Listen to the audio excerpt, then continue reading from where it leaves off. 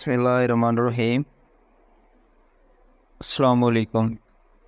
حضرت عمر، جسے عمر بن الخطاب بھی کہا جاتا ہے، پیغمبر اسلام صلی اللہ علیہ وآلہ وسلم کے قریبی ساتھی اور اسلام کے دوسرے خلیفہ تھے۔ وہ اپنی حکمت، انصاف اور تقوی کے لیے مشہور تھے۔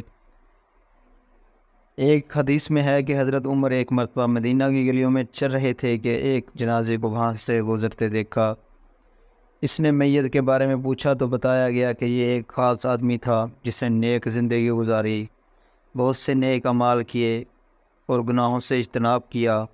یہ سن کر حضرت عمر رضی اللہ عنہ بہت متاثر ہوئے اور کہنے لگے کہ خدا کی قسم، کاش میں بھی اس شخص جیسا ہوتا۔ اچانک اس نے آسمان سے ایک آواز سنی کہ اے عمر، تم ان کے ساتھ ہوگے جن سے تم محبت کرتے ہو۔